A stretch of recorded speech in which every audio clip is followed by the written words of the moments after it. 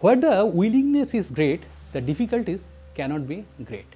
যেখানে সদিচ্ছাটাই সর্ববৃহৎ, সেখানে অসুবিধা বা সমস্যা কখনোই বড় হতে পারে না, সে সমস্যা যত বড়ই হোক না কেন।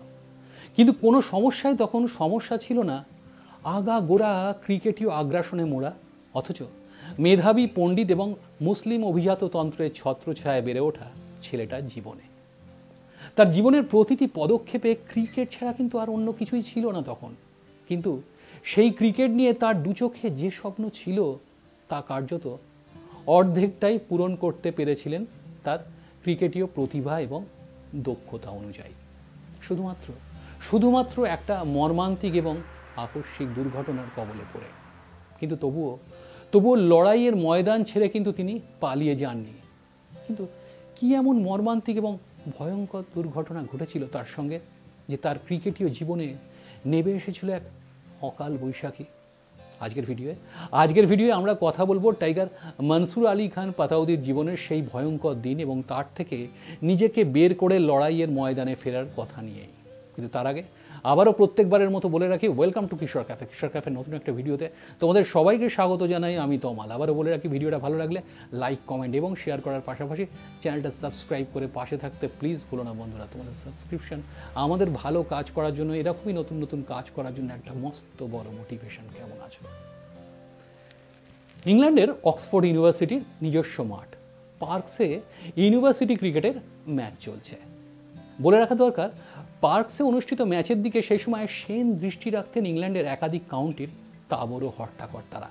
কারণ ওই মাঠে রান পেয়ে যাওয়া মানে সেই ব্যাটসম্যান ক্রিকেটের গ্রামাটিক্যাল টেস্টে লেটার মার্কস পেয়ে উত্তীর্ণ হয়ে গেছে। সময়টা 60-এর দশকের একদম শুরুর দিক।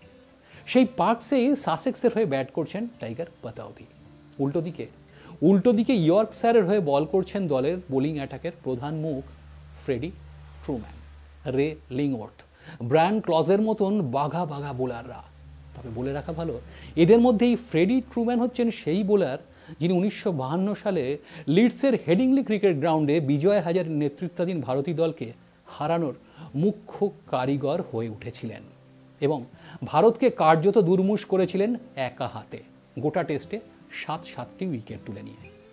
ইয়র্কশায়ারের সেই ফ্রেডি ট্রুম্যানকে রীতিমতো শাসন করে পাতাউদি 106 রানের একটি সাড়া জাগানো ইনিংস, একই সঙ্গে একটি উদ্ধত ইনিংস খেলে ফেলেন। তার সেবারের ইনিংসটি একদিকে যেমন ছিল 1952 লিডসে ভারতের লজ্জাজনক হারের প্রতিশোধ, একই সঙ্গে সে সময় বছর 19-এর টাইগার গোটা ইংল্যান্ডে কার্যত চর্চার কেন্দ্রে চলে আসেন আর একটা কারণে। সেটা কি?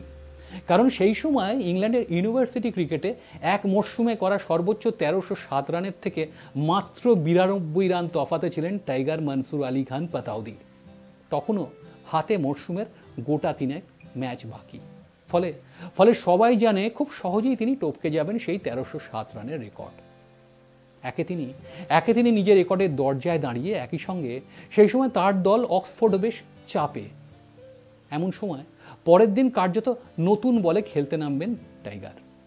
নিজেদেরকে কিছুটা বাড়তি চাঙ্গা করতে সেই সময় দলের ডানহাতি অন্যতম ব্যাটসম্যান এবং উইকেট কিপার রবিন ওয়াটার্স ঠিক করলেন নিজের মরিস হাজার গাড়িতে চাপিয়ে টাইগার সহ দলের কয়েকজন সতীর্থকে নিয়ে ডিনারে যাবেন।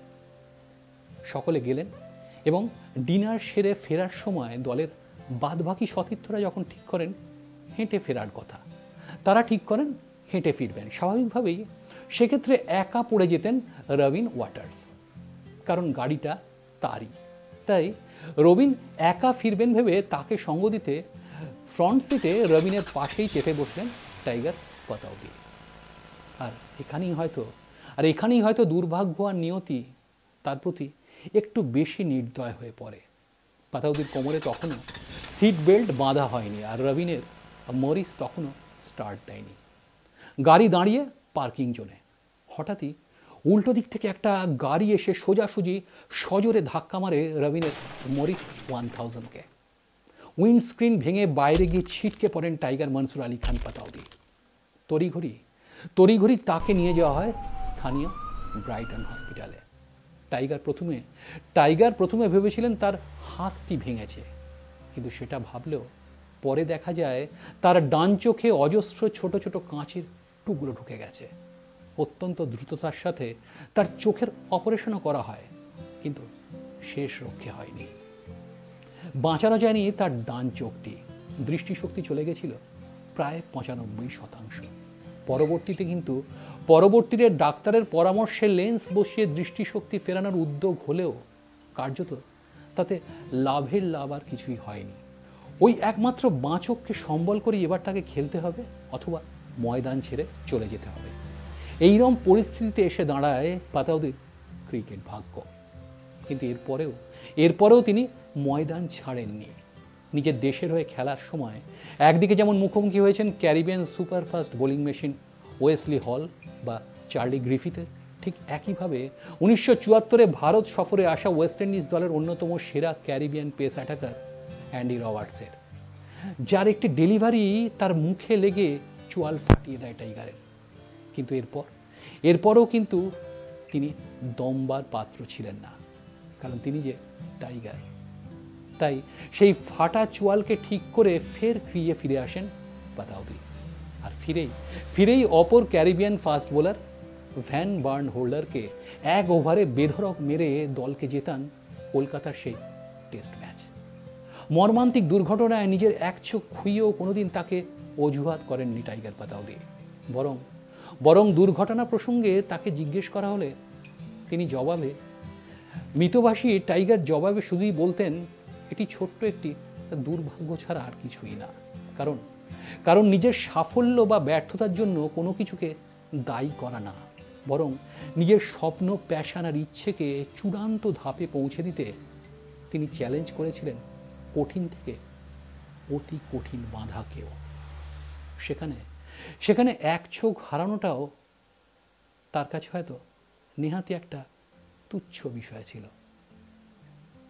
আজকের ভিডিওটা এই পর্যন্তই। খুব তাড়াতাড়ি আবারও একটা নতুন ভিডিও নিয়ে চলে আসছি। তার আগে আবারও বলে যে ভিডিওটা ভালো লাগলে লাইক, কমেন্ট এবং শেয়ার করার পাশাপাশি চ্যানেলটা সাবস্ক্রাইব করে পাশে থাকতে প্লিজ ভুলো না বন্ধুরা। তোমাদের সাবস্ক্রিপশন আমাদের এরকমই নতুন নতুন কাজ করার জন্য একটা খুব বড় মোটিভেশন। ভালো থেকো।